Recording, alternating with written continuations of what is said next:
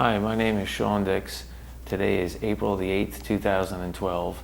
3 days ago, the New York Post did a hatchet job on me on page 5, calling me a nut job, and this is in relation to a case that is now pending, and I would like to discuss the facts of that case for you.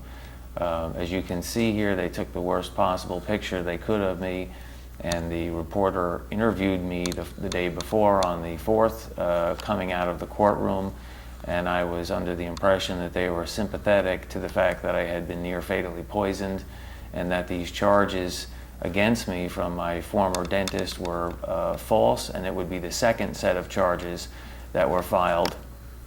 And my charges have never been accepted in the past 2 years since I've been trying to file charges myself.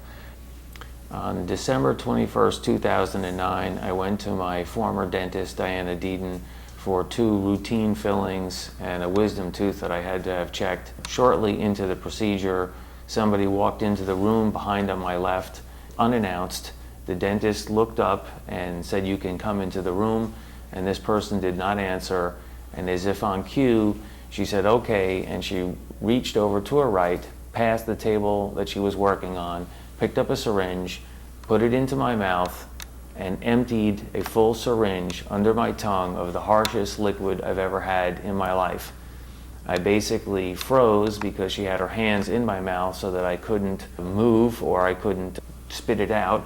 She kept her hands in my mouth until the liquid had been absorbed. The assistant, Jackie, who was on my left side, was watching this whole thing. When she finally took her hands out of my mouth, I immediately leaned forward to rinse out my mouth. She then continued with the rest of the procedure, which was to finish the tooth on the left side. As the procedure was finishing up, I began to get dizzy. As I went home, I began to get dizzier and dizzier. By that evening, I got a phone call from Michelle Rosen at around 10 o'clock, and I was so dizzy and confused that I could not even hold a conversation. And I told her, I have to lie down and go to sleep. I can't finish this conversation. And I went to sleep. The next morning I woke up. I was dizzy. I was off balance. My hands were cold, my eyes were constricted to pinpoints. Even before I woke up, I had trouble breathing, which I had to turn around in my sleep to try to get better access to breathing. And when I went to the bathroom, my urine was the darkest I'd ever seen it in my entire life. So I saved it, I put it in a glass jar, and I put it in the freezer, and I went back to sleep. When I then later woke up, I began calling the dentist's office to find out why would I still be dizzy, and why would I have these symptoms and so forth. I spoke to the assistant, Jackie, who I asked her, "Do you remember that gush of fluid that went into my mouth?" And she stated that she did remember it. And I asked her, "Do you remember what that fluid was?" And she said, "I think it was just the F." She started to say something that sounded like an F, and then she stopped mid-sentence, and then she repeated, I think it was just the water." I said, "No, that was not water." And from that point moving forward, I began to ask questions. The dentist finally came into the office and called me back, began telling me that she thought maybe it was the anesthetic that I was having a reaction to, maybe it was a touch of the flu, etc. I asked her what were the products that were used, and she said Septident, which was an anesthetic, some etching gel, and she was trying to say that it could be one of these 2 things. And so I began to investigate by calling the anesthetic manufacturer and Pulp Dent, which was the etching manufacturer, and they basically told me that none of their products contained fluoride, which at that point in time I didn't even know that that's what it was. But Mary Dancer, who was the first journalist who began writing my story, when she heard the symptoms that I was experiencing, she said that this doesn't sound like the anesthetic, it doesn't sound like the etching gel. She said, ask her if she used any fluoride on you. And I immediately debated that with Mary, and I said that I told her I don't use any fluoridated toothpaste, I don't drink tap water, and I told her back in 2006 that I don't ever want any fluoride treatments or anything of that nature used on me, as I avoid fluoride. And the dentist had no problem, with that, as far as I understood, in 2006. And so there was no way in my mind that she could have used fluoride on me, and yet Mary said, well, continue to ask her, and see what she says. And so I continued to ask the dentist if she had used any fluoride, and she basically stated that no fluoride was used in the procedure at all, and that she didn't have it in her office, and that she didn't use it. Finally, on January the 6th, about 2 weeks later, she explained to me in her Freudian admission, for lack of a better word, that she had fluoride in her hand twice right before the gush of liquid went into my mouth. And as she stated that, her voice began to crack, and she realized that she had just explained to me what she did. And then she tried to retract it, and I asked her, is there any possible way that you picked up the wrong syringe, or that this was an accident? And she said, no, there was no accident. There was no way that she doesn't have fluoride, she doesn't use it, etc. And then she went on to state that she did have it in another type of pen, but it would only be used for porcelain teeth, and we weren't working on porcelain teeth, etc. And just to go back to understand how this was not malpractice or negligence, before the procedure began, she told me that she had found a tiny cavity on the inside of the front lower 4 front teeth. And she made a little red mark on the computer and said she would take care of it. It's not a problem. She would just, while she was working on the rest of my mouth, she would just take care of that tiny cavity. That was her reason to be working on the inside of my mouth. Later, when the procedure was over, I went home. I was looking to see where was this work done on the inside of this lower 4 front teeth, and I couldn't find any, and I thought, wow, she must be really good. I don't see any work there. And a month later, when I went to a new dentist, Dr. Dadakashvili, he took a full wraparound set of x-rays and put the x-rays up on the wall. And I'm looking at it, and I said, do you see any work done there on the on the 4 lower front teeth? And he said, no. I said, do you see any decay? Do you see any cavities? He said, no. And so I got a copy of that x-rays, and therefore there was no work done, there was no cavities. And for those who would say, well, maybe she was just trying to bill you for something that she didn't do, and instead of it being premeditated, or a premeditated reason for being in that area of your mouth. But if that were the case, she would have billed me for it. She would have said, I'm going to bill you for this tiny cavity, and that would have been on the bill. Instead, she told me that she was going to take care of this cavity and not to worry about it, and it wasn't even there. So that tells me that she had to create a reason to be working on the inside of my mouth, which would give her the opportunity to administer that sublingual gush of fluid, which is fluid under my tongue, which turned out later to be fluoride. And I had my urine tested in several different laboratories, and the laboratory that used the most sophisticated form of measuring equipment was ion chromatography. It was Armstrong Labs in Arlington, Texas, and they found 160 to 132 milligram per liter of fluoride in my urine from the sample that was collected the morning after. The normal amount, the federal maximum contaminant level for fluoride in drinking water is 2.2 milligram per liter. So basically what should be coming out of you if you're drinking normal tap water is less than half of that, 1 or less than 1 milligram per liter. I had 160 to 132, and that number was actually later, that sample was later retested on a more sophisticated Dionex 1500 unit with Chromeleon 6.8 software at Advanced Materials Institute in Western Kentucky University, and it registered 291 milligram per liter. The known lethal limit for fluoride in urine, according to Randall C. Basalt's Chemicals and Drugs, the disposition of chemicals and drugs in man, which is in every forensic pathologist's office, is 211 milligram per liter. Most people die when they find that much fluoride in their urine. So essentially, I had 291 milligram per liter coming out of me the morning after, and it actually rose to 300 milligram per liter. And my creatinine levels from the morning after were 5,636 milligram per liter, whereas the average person's creatinine levels, according to the National Institute of Health, is 1,000 to 1,500 milligram per liter. So this was acute kidney failure. This was absolutely acute fluoride poisoning, and this was something that I witnessed as a deliberate sublingual injection right under my tongue. And I've got a board-certified toxicologist, Dr. Michael J. Norval, and he stated, this is from Dr. Michael J. Norval, PhD, DABT, who's a board-certified toxicologist for over 25 years. To whom it may concern, statement of opinion about the consequences of orally administering a mixture of fluorides to Mr. Sean Dix. This unsolicited statement is based on my objective evaluation of information that I have been made aware of that pertains to the events described below and is voluntarily provided to Mr. Sean Dix for his use in obtaining justice for the treatment described below.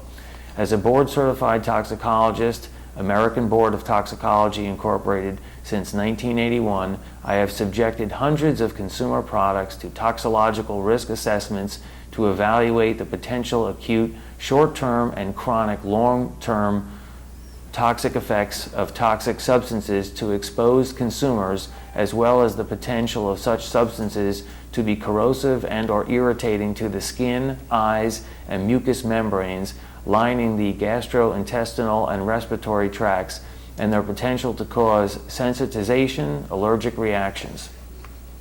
In November 2010, Mr. Dix requested that I review a package of information that he sent to me, which consisted of a detailed narrative of the events surrounding an incident that occurred on December 21st, 2009, while he was a patient in a dental office, copies of reports, records, and support documents from Armstrong Forensic Laboratory Incorporated, the Fluorosis Research and Rural Development Foundation, the Food and Drug Administration, Dr. Leo Kadigian, LabCorp, NMS Labs, PulpDent, Quest Diagnostics, and Septident were included in the submitted package.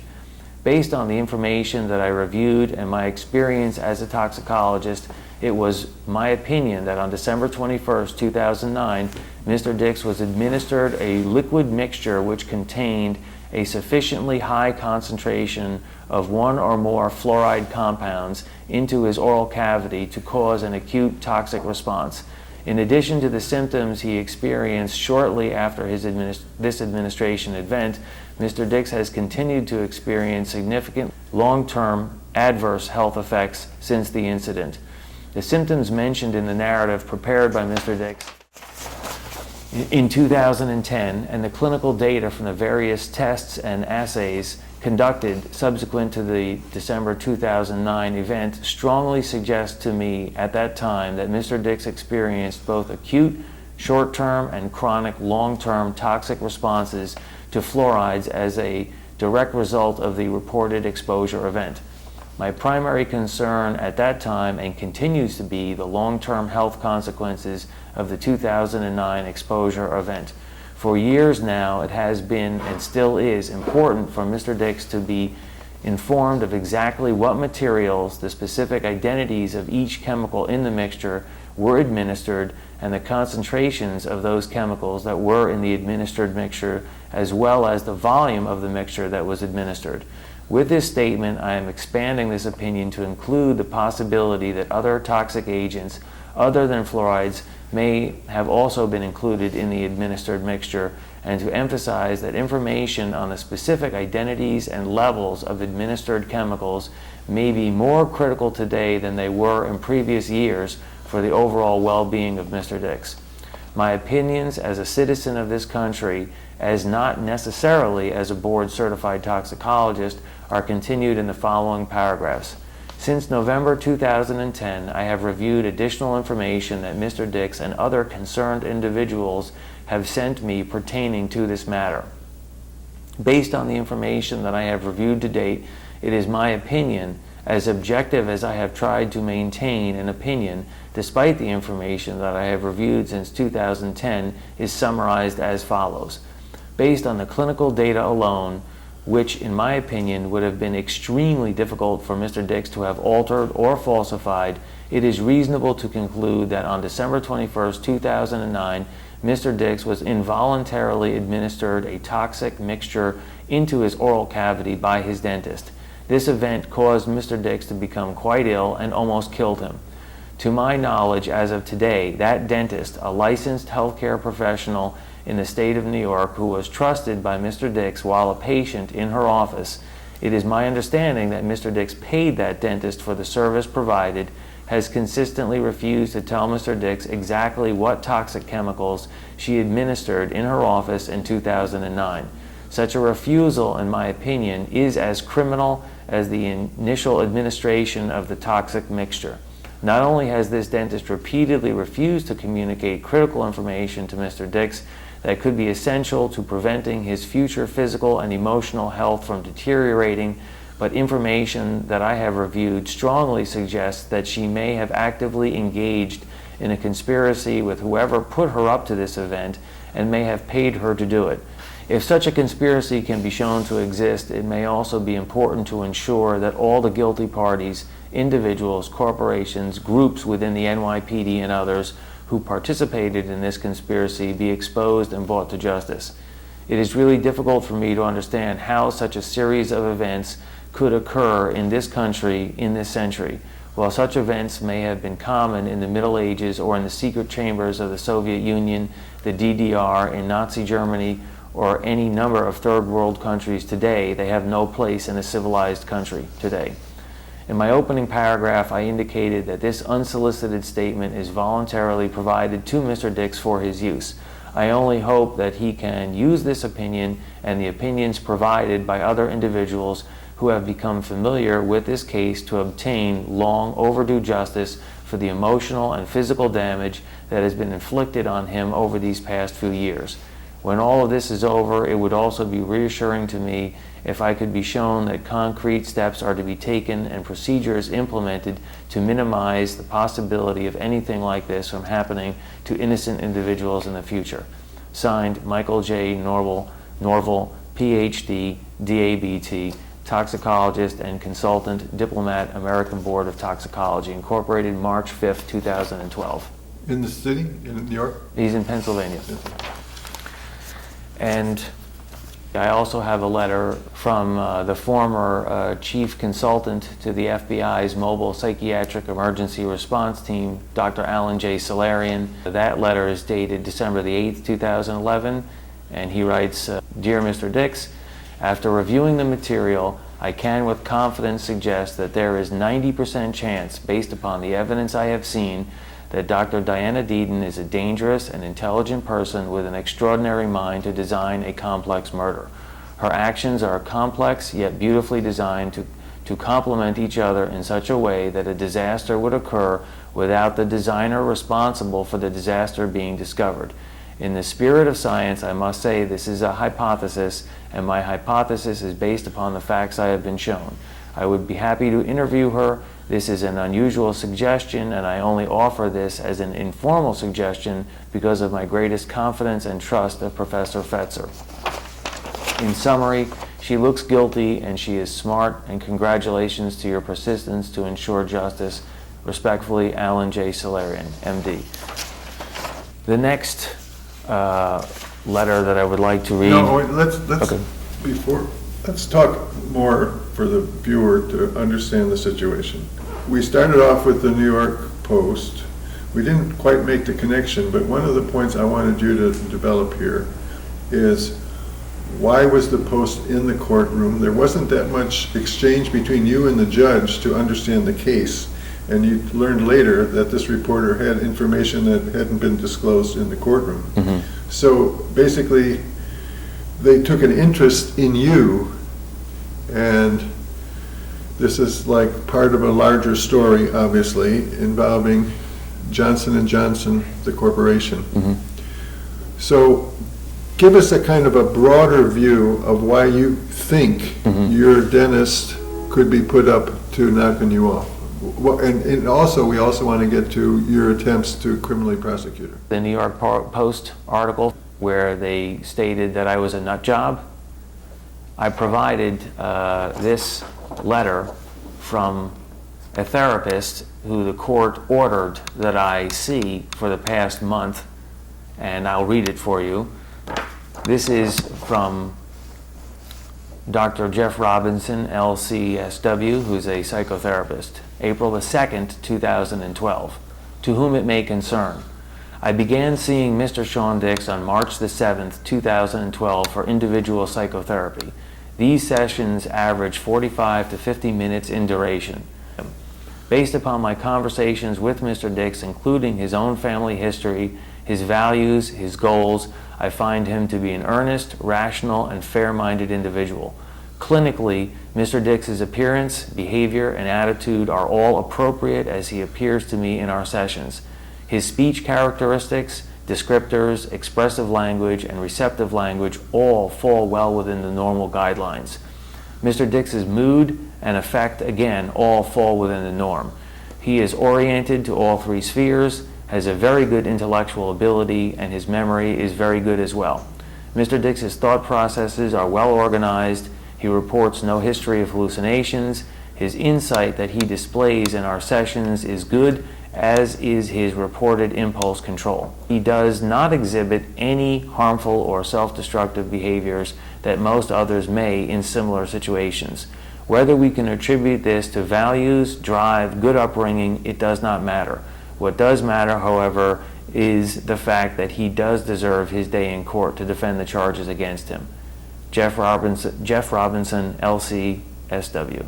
That was given to the reporter, Laura Italiano, along with the statement that I had passed the 7:30 psychiatric evaluation, which took place with two psychiatrists on earlier in February, and she had that confirmation. She had this letter from the psychotherapist. She had this letter from Dr. Carton. She had this letter from Dr. Solarian. She had the toxicology report from Dr. Norval, and she had this letter, which is from the Florida State University, which describes the potential value of my company at over $250 million, with the potential to provide 1,000 jobs in this country. And this was noted by the former worldwide director of licensing and acquisitions from Johnson & Johnson, who provided the information that basically Florida State University was able to write this letter.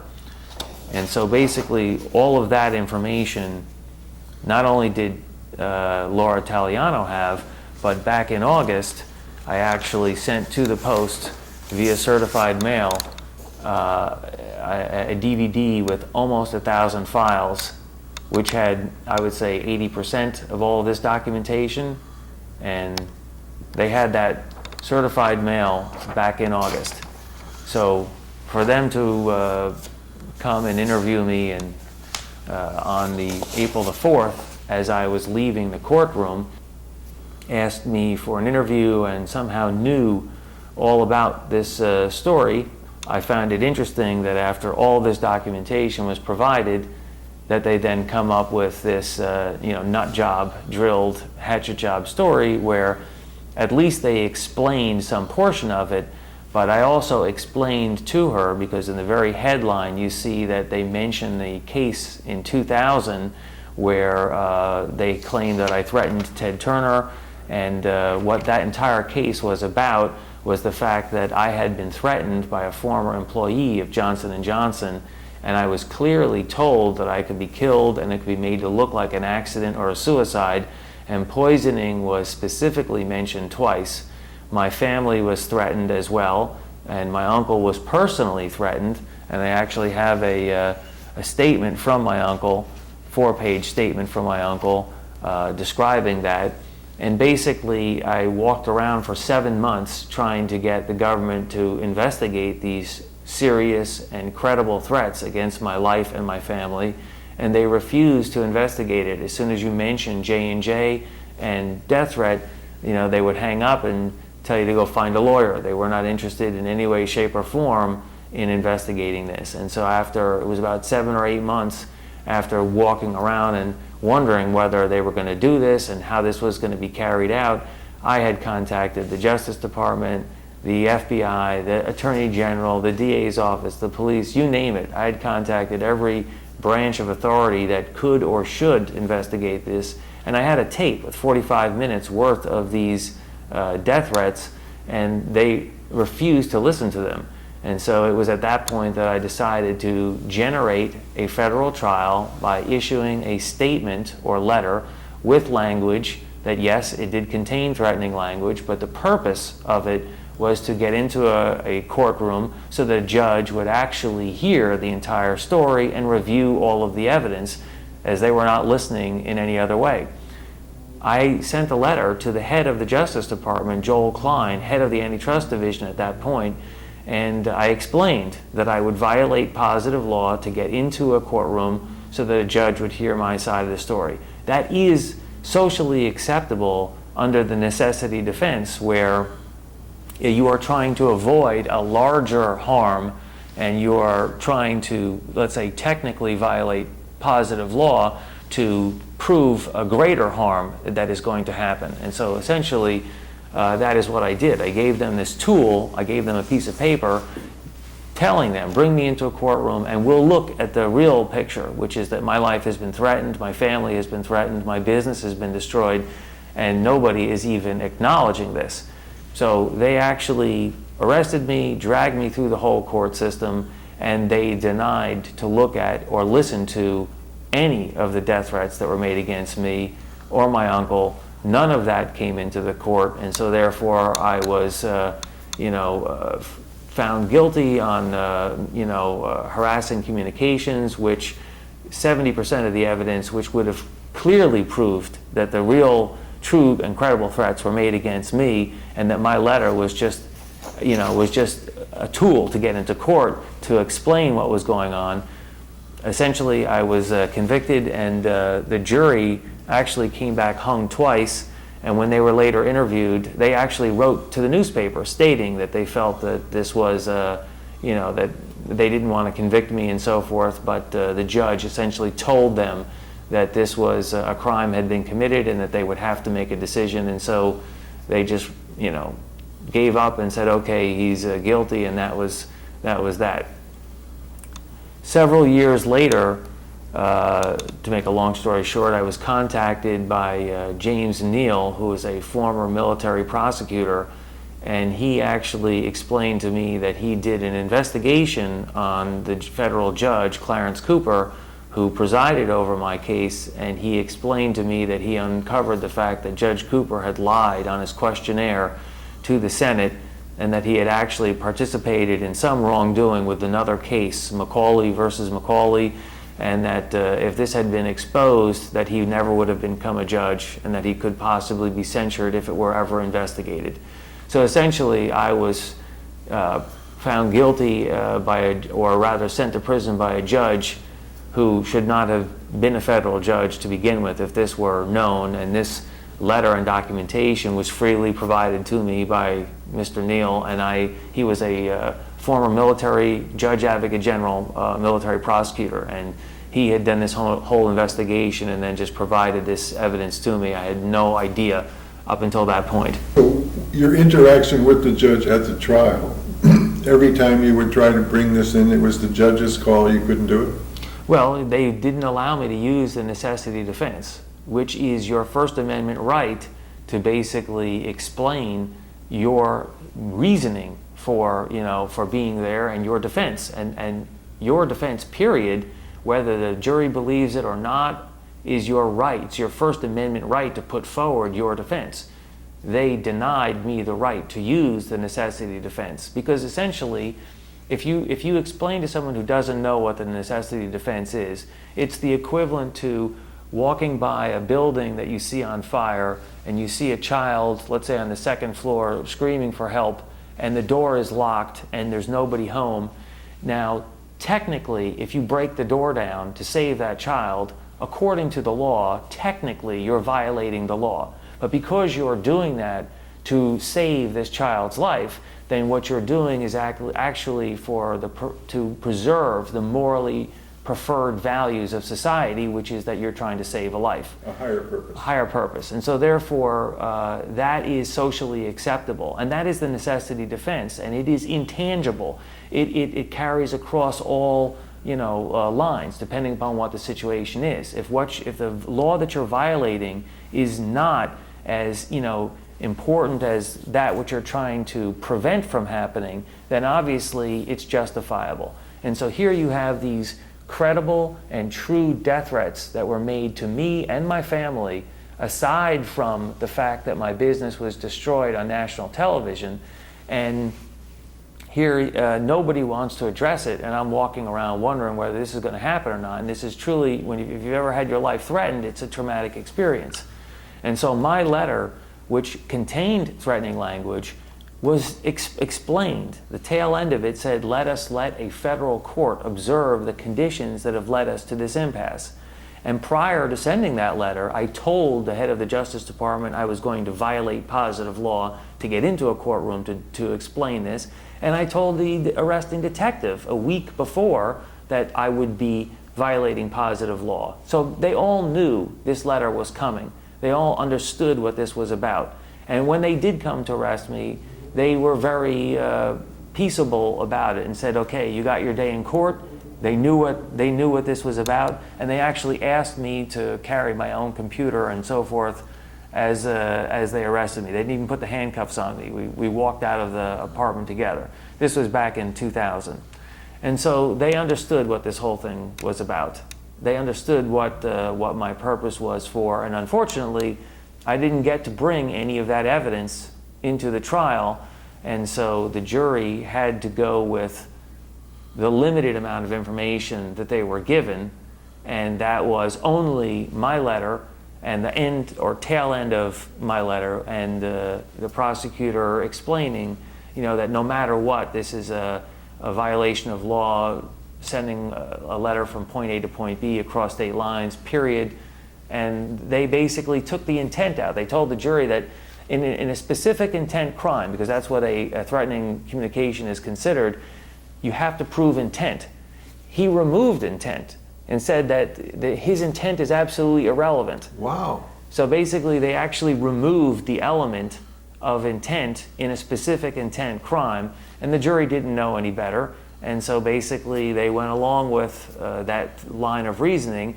And I said, if you can remove the burden of intent in a specific intent crime, and I lose here, and I have to appeal this, then just the very act of my sending this package of information with a letter in it from point A to point B would constitute another crime, because essentially my intent doesn't matter. And so my lawyer said, no, the judge will understand this is an appeal, and that he'll understand what you meant. And I said, well, then my intent matters. So unfortunately at that moment, though, they wanted their way, and they got their way. And so I wound up spending 2 years in federal prison, which is it's a longer story there, because they let me out. I was on probation for 2 or 3 years, and during that period they had me going to a court-ordered psychologist, Dr. Caffrey. And Dr. Caffrey actually stated on record that he was willing to bet money that what CNN did was criminal, what J&J did was criminal, and that the government further harmed me because they knew that this letter that I had sent was not a true threat, and yet they prosecuted me anyway. And he said he could write a letter to the judge, but he didn't want to. And so basically after a year of going to him, I said, okay, I can't continue to come here if you're telling me you can rectify this, but you don't want to. Essentially, my suffering, is paying your bills. So I got up and I walked out on February the 12th, 2003. And I stopped going to the court-ordered psychologist, and I stopped going to probation, and I said, you guys, you have just told me that you understand I've been egregiously wronged by all three parties, and you know that you can rectify this, and you don't want to do it. I cannot continue to participate in my own disenfranchisement. And so I got up and I walked out, and they waited 1 calendar year until February the 12th, 2004, and then they sent the U.S. Marshals to come 8 o'clock in the morning, knock on my door, open it, they push their way in, throw me to the floor, and put a .45 caliber to the back of my head, and they're grinding it into my head while screaming, "We could have shot you, we could have shot you." Now, I'm thinking to myself, I haven't gone anywhere for a year, they know where I am, they know what this whole thing is about. That's very excessive to have two marshals sitting on your back, grinding a .45 caliber into the back of your head while screaming, "We could have shot you," in my underwear and a bathrobe. They dragged me off back to Atlanta. I go back down before the same judge, and he's really, angry now. And I explained to him the whole situation. And finally, at that point, Judge Cooper acknowledged on federal court transcripts that he knew that a wrong had been perpetuated upon me, and that he knew I had exposed, or rather, I had generated the trial to expose those harms. And yet, he still said, "What are you going to do? Spend the rest of your life trying to rectify this?" And I basically said, "Of course." I mean, if he had been stripped of his judgeship without cause, for being a good judge, if he'd been stripped for being the best judge that he could be, I doubt very highly whether he would just roll over and give it up. And so basically, they acknowledged that a wrong had been perpetuated upon me. They knew what the trial was about as far as trying to expose it, and still they sent me off to prison for another 9 months. So I went and I did another 9 months, and when I got out, it was a few years later, nobody, no journalist, no mainstream media would touch this with a 10-foot pole. And finally, the first journalist who picked up on this story immediately was Mary Sparrow Dancer on June the 11th, 2008, which was one day before the 12th year anniversary of the hatchet job on CNN, which took place on June the 12th, 1996. Mary wrote a very nice article, and you can find that if you Google CNN space and then J&J. It's called Sean Dix, The American Dream and Justice, Part 1. That article is online. That lays out the entire beginning of this whole story. And we were actually working on Part 2 when I was near fatally poisoned on December the 21st, 2009. And I had been in the process of trying to get the governor of New York, former governor of New York, David Paterson, to investigate the true death threats that were made against my life. And his administration actually issued a letter stating that this was a criminal matter in regards to the death threats that were made against me, and that it should be reviewed or looked at by the former DA at that point in time was Robert Morgenthau. So I sent Robert Morgenthau 3 certified letters with a letter from the governor, and I didn't get any response to it. So on February the 25th, 2009, I found out I had been watching Channel 13, and I saw that his wife, Lucinda Franks, was a former New York Times journalist and was asking people, send stories if they had any and so forth. And so I emailed her a very polite letter stating that I've tried to reach out to Mr. Morgenthau 3 times via certified mail. I've got a letter from the governor, and I've never heard anything back. 2 days later, you see in the news that Morgenthau has ended his re-election bid, February the 27th, 2009. And it just so happens that I have a former state Supreme Court Justice, John E.H. Stackhouse, who lives in my building on the 4th floor. And I've known him for a year prior to this. So I ran into him in the elevator, and I explained to him the whole situation with emailing, Lucinda Franks and so forth, and 2 days later, this, ending of the re-election campaign, and he said he knows Morgenthau personally and that he would look into it. And so a week later, I run into John Stackhouse outside, a block away from my house, and in reference to our last conversation that he would look into, what happened, he said, "You did it. Basically, you were responsible for Morgenthau ending his re-election campaign." Now, for most people at that time, this might have sounded like something significant, but for me, it meant I had to wait now 6 more months or longer than that until the next district attorney would come into office so that somebody could finally look into, the death threats that were made against my life and so forth. And from that point, my last letter to Morgenthau was in April of 2009, and then you fast forward to December the 21st, a few months later, I was near fatally poisoned. So now, after I've got the forensics, after I've got all this information clearly indicating that I survived a potentially lethal dose of fluoride, which was deliberately administered, this was no accident, I tried to file a criminal complaint on January the 27th, 2010.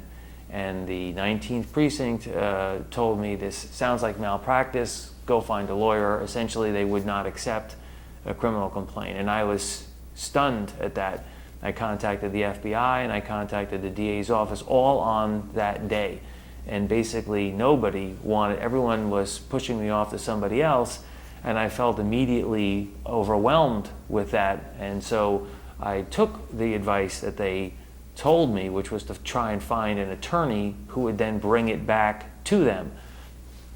I spoke to several malpractice attorneys, and they, upon hearing the information, said, this sounds like a criminal event, and essentially it would be backwards to try to present a criminal act in a malpractice case, and it would get taken out of that venue anyway. And so you have to find or go back to the authorities and so forth. And so basically everybody kept pushing me back and forth, and I continued to gather more toxicology information, more urine tests, more experts and so forth, and I continued to try to go back to the police.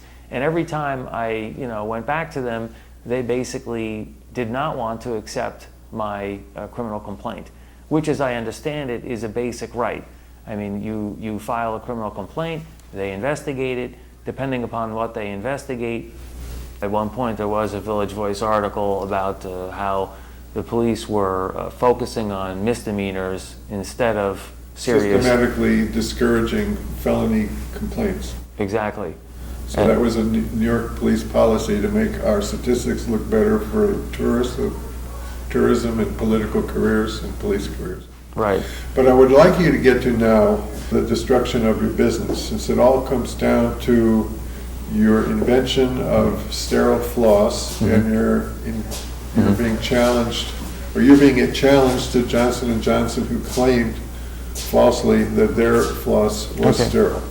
So can you fill us in on that? Okay, so basically going back to the beginning, when I offered my floss rings and the very first truly sterilized floss to Johnson & Johnson back in 1994, I did not know that they had marketed their dental floss as sterilized and surgically clean beginning 125 years ago, and put that in print for 50 years. When I walked through the door in 1994 and I offered them the sterilized floss platform and the floss rings, I had no idea. I mean, I was clueless. I thought all dental floss was sterilized. And so what I later learned was that they had marketed their dental floss as sterilized, surgically clean, and suitable for ligatures, and that they had a false advertisement campaign that lasted for 50 years. I found 50 years worth of that advertising and how it tied directly into their sutures, which they claimed to have started their business with in 1887. And I have the entire first year of 1887, and there's no such mention of sterilized sutures or ligatures. They didn't get into that for years later. I found out a lot of information that perhaps would have been more upsetting for them, in the fact that my sterilized floss 125 years later would actually be the very first sterilized floss ever. The fact that they had put in print for 50 years that their floss was sterilized and surgically clean is something that goes right to the core of their claims about sterilization in general. They basically started to deal with me unethically as far as what they wanted to do with it, and they said that they wanted to do this huge study at Rutgers University, and They were going to spend $250,000 to do this big study, and then all of a sudden they couldn't come up with the money to do that, and they wanted me to spend the money, and they just started changing everything that they were originally, starting out with would change completely. And so I said, you know what? I know I'm in over my head with these people. They are experts in contract negotiations and things like that, and I would be better off, just walking away. And I said very politely, I had my lawyer issue a letter, very politely, ending negotiations with them and saying that, we thank you for your time and for looking at this and so forth, but we're going to go elsewhere. J&J, I guess, was not too happy about having me walk away and end negotiations with them, and so a few months later they came back and they re-entered or tried to re-enter negotiations with me. And then I said, okay, well, if they're serious, I'll work with them if they're serious. So then shortly after re-entering negotiations with them on their request, they then abruptly ended, basically. What did it come down to, you think? Well, they were not going to change their platform, which was not sterilized, to a sterilized platform, even though they had lied about it for 50 years. Stating that it was necessary and that floss must be sterilized. And it's true, because all dental floss comes into contact with the blood via compromised tissue when you floss, and so you're doing it every day, and the floss sits in your medicine chest for months, and it does build up bacteria. So it's a product that, just like a Band-Aid, you wouldn't use a Band-Aid that was opened on your foot, right? You'd throw it out. So why do you continue to use unsterilized dental floss in your mouth every single day? You don't have a choice, because it's not no dental floss product is sterilized.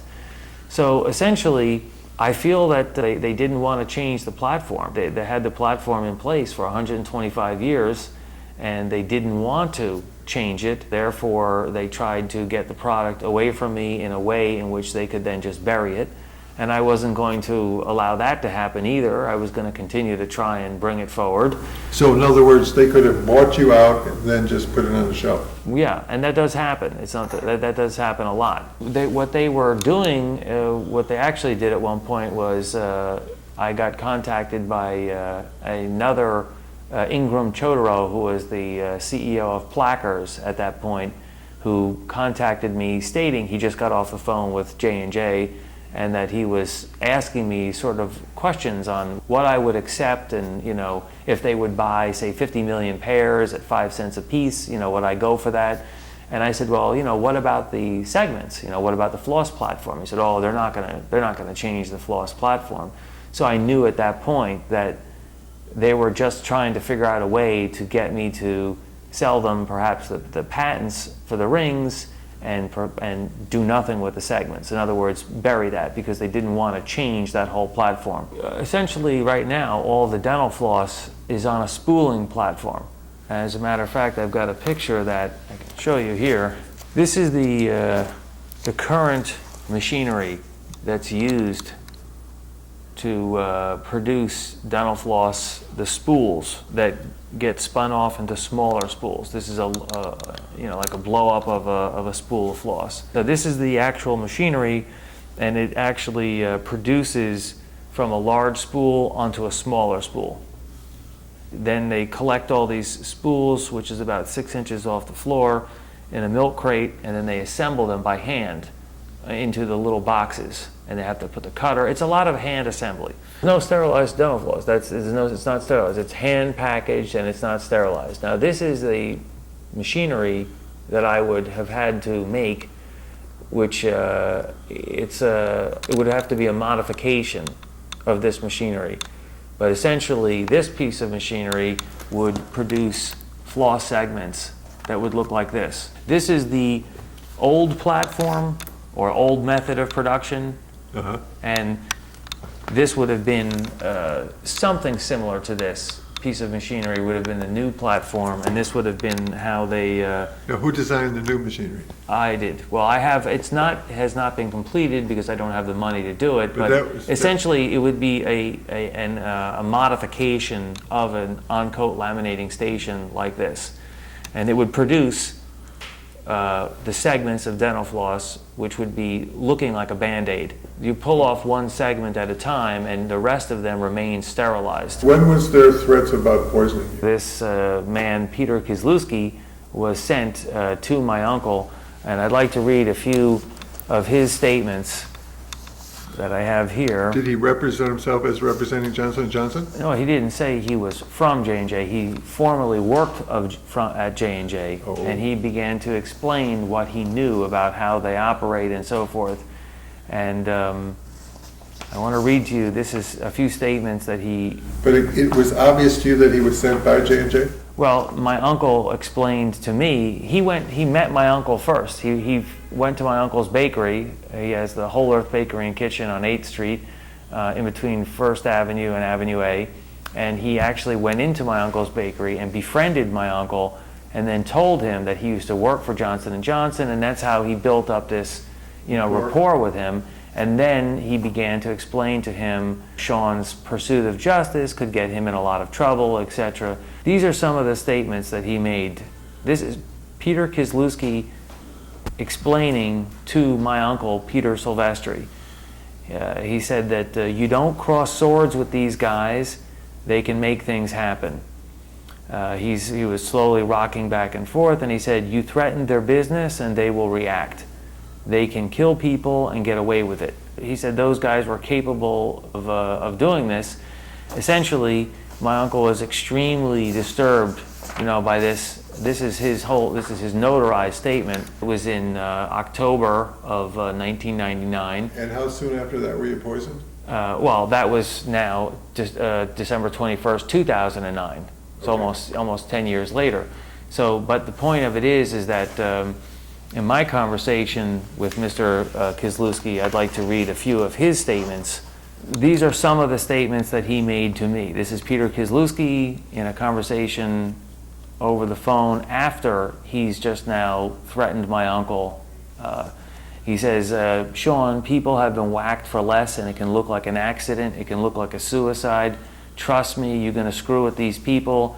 And I say, but Johnson & Johnson wouldn't do something like that. He says, oh, and what makes you say that? What makes you feel? And I say, they've never done anything like that. Peter says, maybe they've never been caught, but you can never say that about big companies. They will go to extremes to protect their interest. You're going to fuck with these people for $200 or $300 million, and you don't think they're going to get pissed? My friend. And I say, I think that they're going to get pissed, but I don't think they're going to. And he says, my friend, let me tell you something. They'll fucking kill you for that. You're dealing with a very, very big company, and there's no such thing as ethical behavior. These fucking people will whack you. You'll get in your car one day, start it up, drive down the road, and your fucking brake lines will be cut, or you'll get fucking poisoned in a restaurant by mercury, or, it's like the CIA. These are not nice people. I say, I'm still alive. Basically they haven't done anything. He says, he laughs and says, you haven't fucking grabbed them by the nuts strong enough. You haven't hurt them. You hurt somebody enough, they're going to hurt you back. They could break into your apartment, steal all your documentation. Your sense of it is that he was hired by J&J to pressure you, and he thought that reasoning with you of the danger would be an effective strategy for him to perform what they wanted him to do, was to get you to stop. Right. Well, they would have, this guy coming here, if he was a former employee, with the statements that he made, which were threatening, clearly threatening, was, to me, a little bit too invested than just somebody who was a, quote, disgruntled employee, or somebody who was just trying to give me the worldly advice. He was trying to befriend me and my uncle in order to get close enough to intimidate, and through his, quote, knowledge of what they do and what they have done, to deter me from pursuing justice by stating how many ways I could be killed, and it could be made to look like an accident or a suicide. And he continued to say that you can be poisoned, they can give you AIDS, they can put a botulism into your food. He goes on to make so many, and actually, as a matter of fact, poisoning, at the time, I didn't think about it, but poisoning turned out to be the #1 method of all of the methods of how I could be killed. It was the #1 method. If you look at the number of statements that he made, poisoning, he mentioned specifically twice, And then if you add AIDS and botulism, that would be 4, poisoning of your body, essentially. So it would seem to lean towards the truth that poisoning was somehow going to be in the future if I didn't give up. Here you have a company, Johnson & Johnson, this guy's a former employee of, who is making all of these death threats, telling you how you can be poisoned. Nobody else in my life has ever threatened me with being poisoned and et cetera, and murdered and having it made look like an accident or a suicide. And here this guy is clearly, he's stating about how this can happen to you. And if you fast forward to the poisoning in December 21st, 2009, the dentist had no motive to do this on her own. She had no motive. I'd been going to her for 12 years. Now, I watched her put the syringe in my mouth and empty it. There's no procedure in the history of dentistry where a dentist would empty a syringe of any kind of fluid under your tongue, let alone a syringe full of fluoride or a solution containing fluoride in a potentially lethal amount. On top of which, you go back to the tiny cavity that was supposedly in the front of my teeth that she was going to take care of without even charging me, and you realize that she had to have a reason to be there. And the additional person who came in unannounced, who I never know who that person was, and as if on cue, right after that person entered the room, she then picked up the syringe, put it into my mouth, and emptied it. So then you look at all of the false statements, the false complaint to Septidont, the false complaint to the FDA. The first false criminal complaint, which we didn't even get into, was on April the 29th, 2010. I hadn't spoken to her since January of 2010, and her last email to me was saying that, at this point we'll talk through our lawyers. She didn't want to discuss this any further. After asking me to provide all this information, I gave her all the urine tests, I gave her all the information that this clearly indicates that I was poisoned, and then she basically ended communication and said, we'll talk through my lawyer at this point. And I said, fine. That was in January the 23rd was her last email. So from January the 23rd, I waited, and I never got any lawyer contact information. So I waited until April of 2010, April 27th, and I called and I asked for the lawyer's contact information, and they said she would get back in touch with me, and I waited another day. I didn't hear anything, so I called to follow up on April the 29th. She waits, puts me on hold for 20 minutes, and then gets on the phone with immediately saying, stop harassing us. I don't know what you're talking about. You're crazy. And I said, listen, I've got 132 milligram per liter of fluoride. I've got all this information, etc. How are you just going to completely dismiss this? And, we're talking over each other, but she's threatening me, telling me she's hired a detective and so forth. And I'm just trying to get the lawyer's information. This is a very short conversation. It's only, 2 minutes or so, and I have it recorded. There are no such threats being made from me. And so, she hangs up the phone and threatens me with the next call you're going to get is from a detective. And, I said, fine, at least I'll get to speak to somebody, at some point. So I followed up with an email, and I think I even have a copy. This is the email from my follow-up after the phone conversation. And this is to Deedon. I say, I look forward to speaking with your lawyer/detective or both. I want to know exactly what kind of fluoride you poisoned me with. I was in a stupor for 17 days after having 2 minor surface fillings done by you on December 21st, 2009, and I am still having complications 4 months later.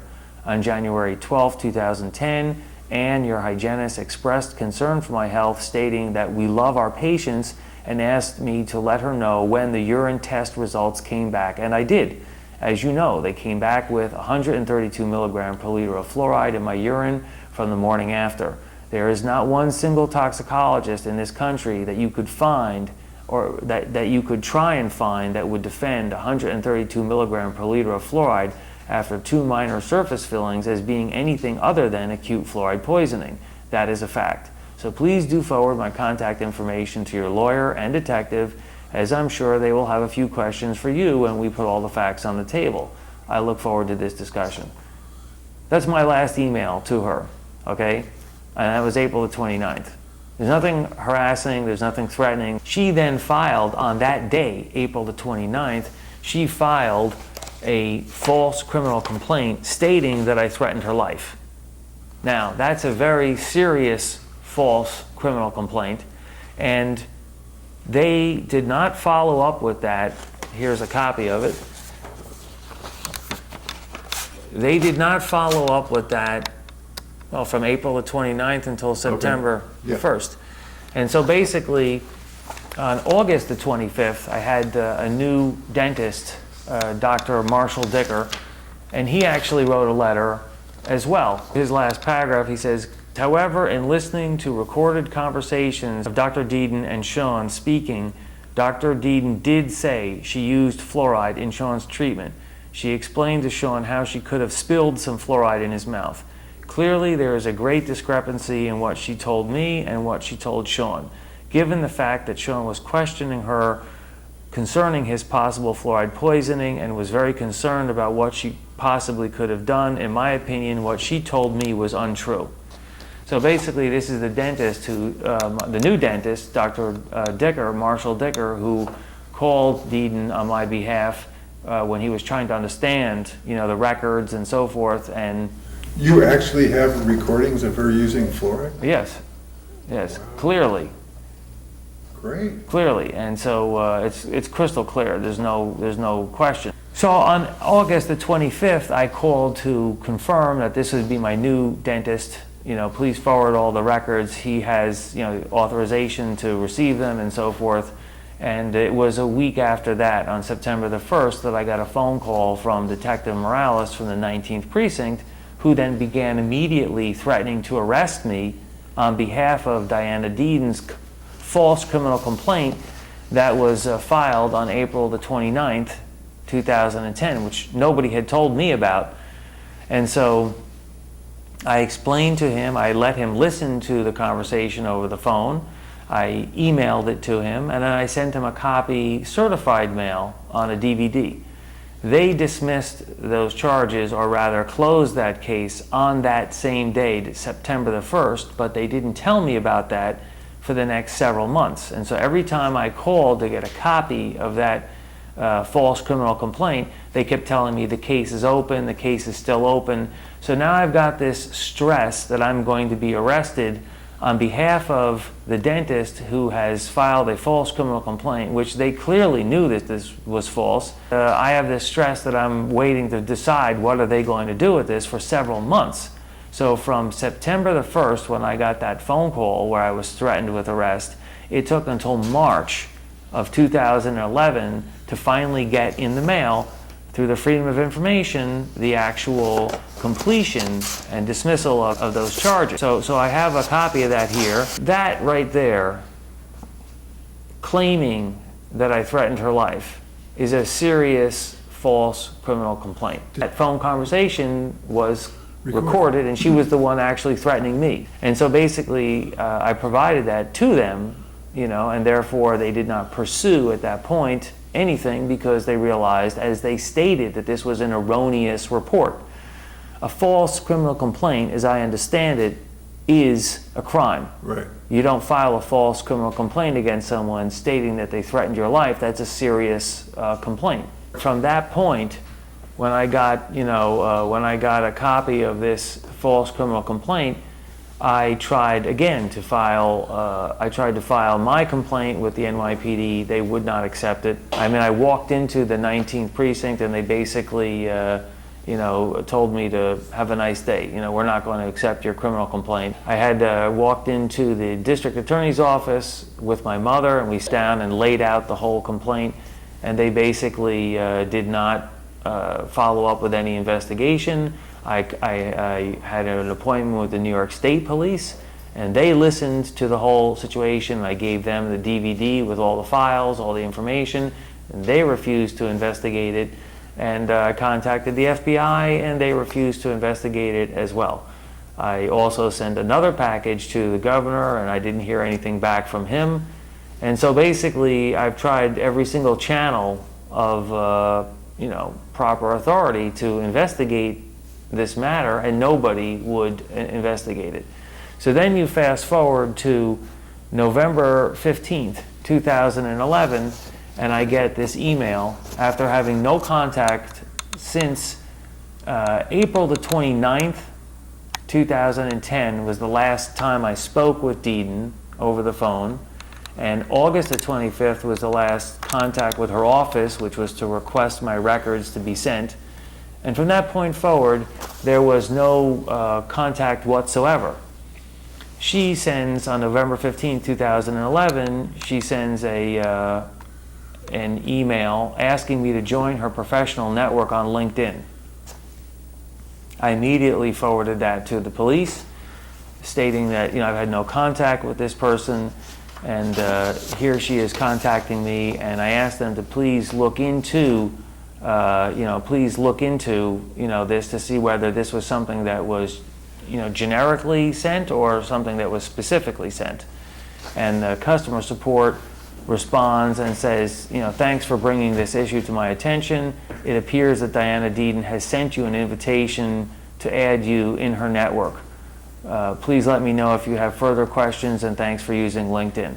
So basically, their customer support actually acknowledged that this was not a generic email, that it was specifically sent. I didn't get any response. I also followed up with a letter to the police commissioner on December the 15th. I also sent a several-page letter, and I also followed up with a letter to the district attorney on the same day, explaining, again, this whole situation. I didn't hear anything back from anybody. I was genuinely concerned with what was this contact. What was it? I mean, I watched this woman administer a potentially lethal dose of fluoride under my tongue. She filed false complaints to Septidont, to the FDA, the first false criminal complaint trying to have me arrested, by the police. And now here she is contacting me and asking me to join her professional network on LinkedIn. So, I mean, you can imagine this is, at this point, for me, something that I cannot imagine to be anything good. This is, I have no idea what she's up to, but, I am generally, wanting to get this information out there because I need to find out exactly what she's poisoned me with. The authorities are not questioning her in any way, and I'm basically on my own trying to get proper medical treatment because nobody, including the FDA, will give you any information about how to treat specific poisonings, etc., without knowing the exact substance for fear of drug interaction. And while that makes sense, it's frustrating that nobody wants to deal with how to properly diagnose or treat you because you have to have the exact substance. And as long as the dentist will not provide that information and the police won't question her, there's no way of getting any proper treatment if there is any. So at that point on December the 31st, I put together a package of information which contained which was a letter, contained a paragraph explaining exactly what happened with the sublingual administration of fluoride by Deedon on December 21st, 2009. And then it went into all of the expert opinions. All of these letters of documentation and support as to what happened, I then sent to the dentists in her building. This is supposedly her network. And I was hoping that, some of the people in the building, being that they send sometimes patients to each other and they often know each other's assistants and so forth, somebody in that building would have heard about this situation or might talk to one of the assistants and might know something and then relay that information to me. Unfortunately, I didn't hear anything back, from any one of them. And so I sent the exact same package of information to her neighbors in her co-op out in New Jersey, hoping that, sometimes neighbors, know more than they should about their neighbors, but you never know. They may have overheard an argument or a discussion and so forth. The law community is not doing anything on my behalf.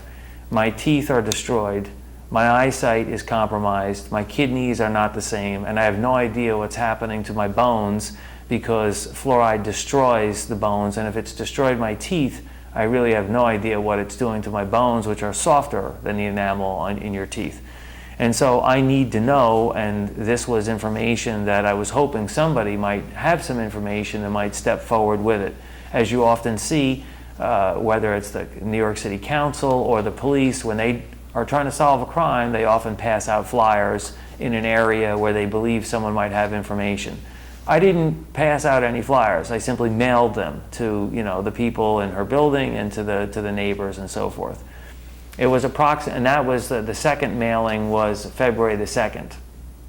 On February the 8th, two detectives from the 19th precinct, Detective Droz and Detective Rodriguez, show up at my door, and they said that we're here to speak to you about Diana Deedon. And I was, at that point, you can imagine, I'm very upset. It's now 2 years that I've been trying to file a criminal complaint. I've been trying to get somebody to listen. My health is deteriorating, and I have no response from anyone in the law enforcement community.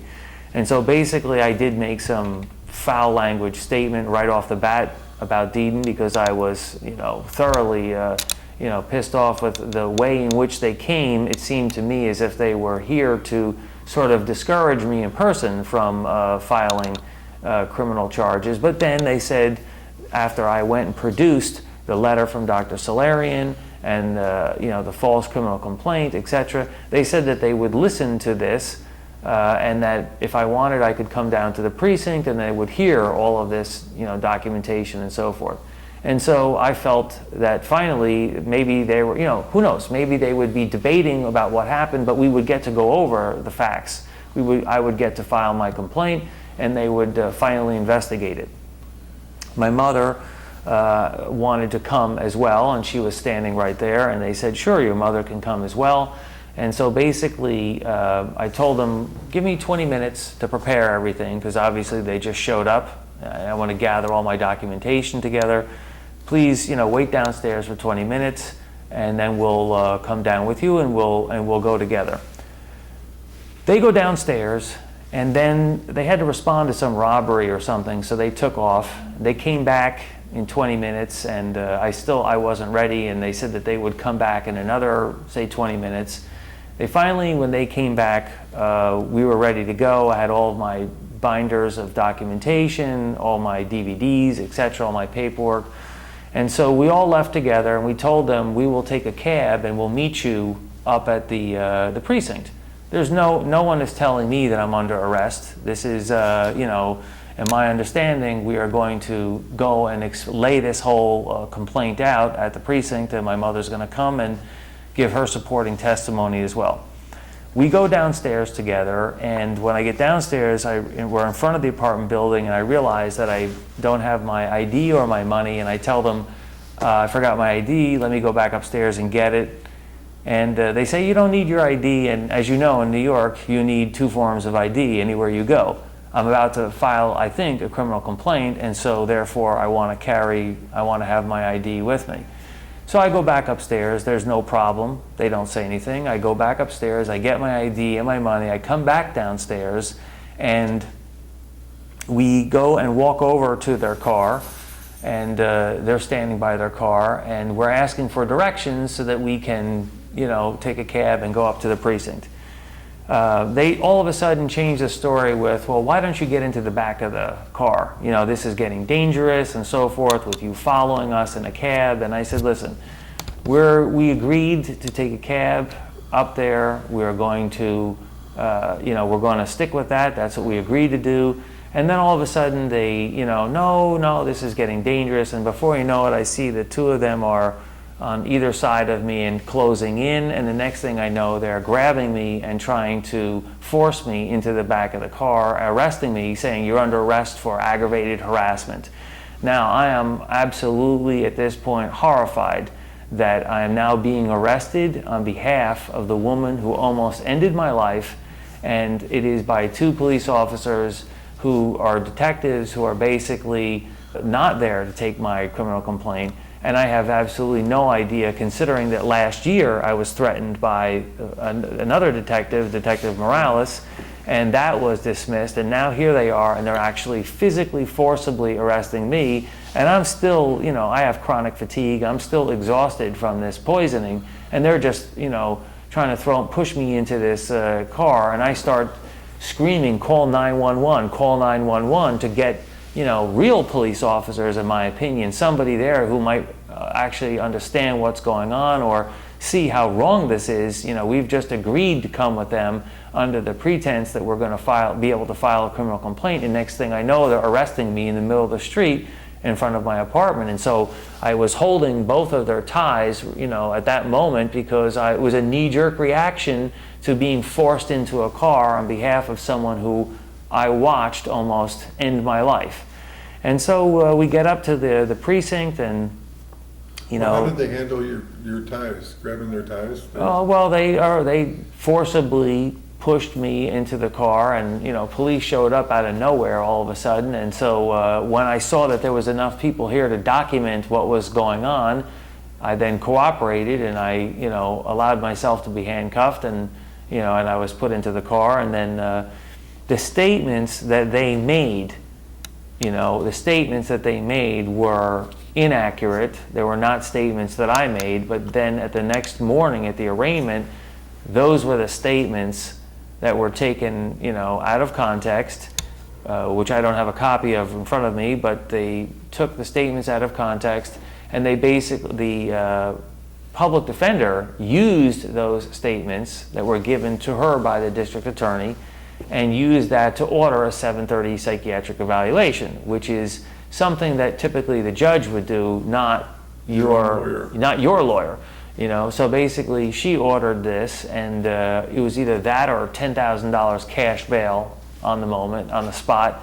And we didn't. Who has $10,000, cash, on the spot like that? And so they remanded me and sent me off to Rikers Island, where I was then put in a psychiatric ward for 16 days. Now this is, unheard of. I mean, I've never had any psychiatric, problems or any treatment or any drugs or anything of that nature, and they put me in a psychiatric ward for 16 days, where they tried to give me risperidol. They tried to give me a psychotropic drug, or rather offered it to me, and I had the right to refuse it. And so, I don't take medications of any kind, and so I refused it and so forth. And I took the 7:30 evaluation. I passed it. I've got both copies of that from the two psychiatrists who said that I was, competent and, ready for trial and so forth. And I made bail on the 23rd. We had a bail hearing. I made bail, and I got out. And it wasn't $10,000 anymore? They reduced it to $5,000, and then I was out, out on bail. And then it was a week later or so, on March the 9th, when all of a sudden on a Friday at 8 o'clock, the police and the DA's office show up with six police officers and people from the DA's office with a search warrant on a misdemeanor. Now, this whole charge is a misdemeanor, considered harassment and stalking. And I don't know where they got stalking from, because I haven't seen Diana Deedon in 2 years, since the day she poisoned me. But in any case, they show up and they take all my computers, my hard drives, my scanner, everything. They just basically clean out all of my computer equipment, which several lawyers have said they've never even heard of that in 30 years, of a search and seizure being performed on a misdemeanor. And so in any case, they took all of my equipment, and I have been trying to find a good criminal attorney. And so far, the attorneys that I did have promised that they would read at least one sentence at the last hearing, at least one sentence, which was, in my opinion, the statement of Dr. Solarian, that he was 90% confident that Diana Deedon had designed a complex murder. I wanted him to read that one statement, and he refused. After he promised to read that, he then didn't read it at all. And I realized if I cannot have an attorney who promises to read a statement on my behalf, even read one sentence, I cannot move forward with this, attorney. Reading it to himself or No, out to loud? to the judge. Right. You know, and I mean, the district attorney was reading all kinds of, you know, defamatory statements, and they were inaccurate. I wanted him to read one sentence, which would explain what was happening What here. was his rap like? Was that a good rap? He had no explanation for it. He promised he would read it, and then when we got there, he didn't. And how was his general defense of you? How did it go? What did he say? Anything clever? No, he basically just he basically just went along with.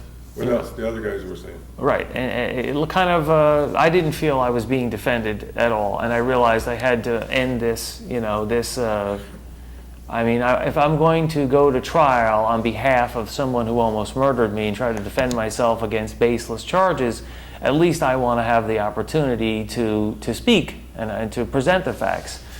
And so I relieved him of counsel, but I did not know that you have to do that in the court.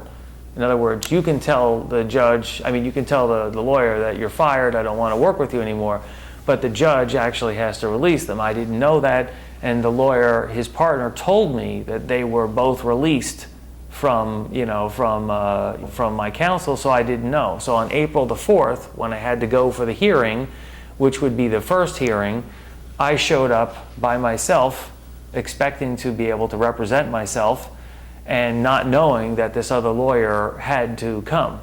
Now, he knew that. I didn't know that. He didn't show up. So I waited for the entire day, and I listened to the judge, and the judge sounded fair. I mean, she was explaining to the various people that came before about what their rights are and so forth. And so when I finally got to speak, it was the end of the day. I just basically explained, you know, I was here to defend myself. I've relieved the other counsel.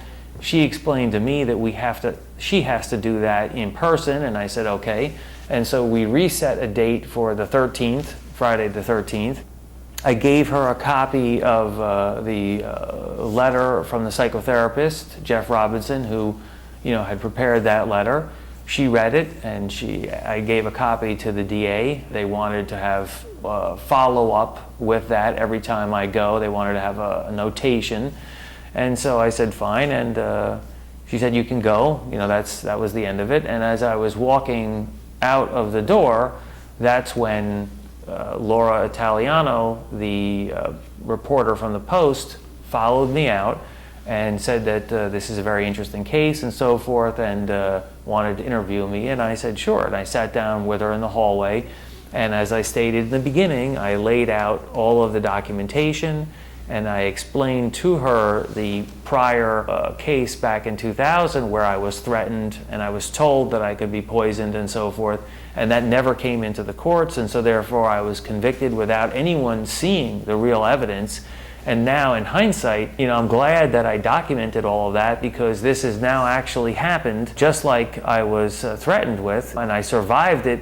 And now they really don't want to deal with it because there's all this documentation that led up to it that they could have done something about before, and they didn't. And so I was understanding, or rather hopeful, that she would read this information that I gave her, and that they would present something of the truth. I mean, obviously, you know, the newspapers these days, my experience has been I haven't gotten any real truth as far as the matter, but I figured with the volume of documentation and the evidence and so forth, that they how could they print anything otherwise? And then, so the next morning, I went and I bought 12 copies of the Post, you know, ahead of time, thinking this is going to be finally a good break in the right direction.